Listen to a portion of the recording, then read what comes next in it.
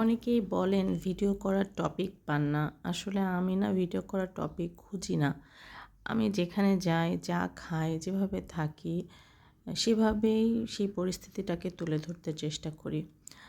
আজকে এত মজা করে খেয়েছিলাম, গলা পর্যন্ত খেয়েছিলাম যে আমাকে পরের দিন পর্যন্ত কিছুই খেতে হয় নাই।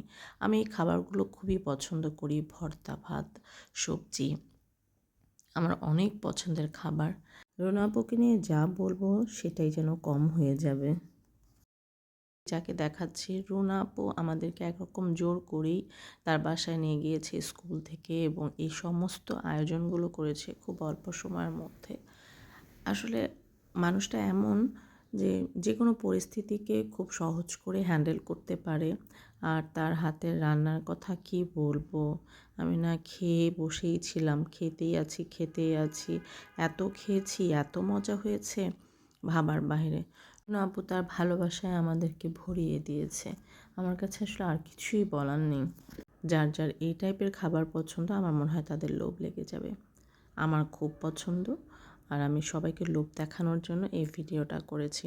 ভিডিওটা কার কেমন লাগলো একটু জানাবেন। আমার কাছে না খুব ভালো লেগেছে খাবারগুলো। রুনা আপু থ্যাংক ইউ। কমেন্ট করে জানাবেন কার, কার খেতে ইচ্ছে করেছে। সত্যি কথা বলছি।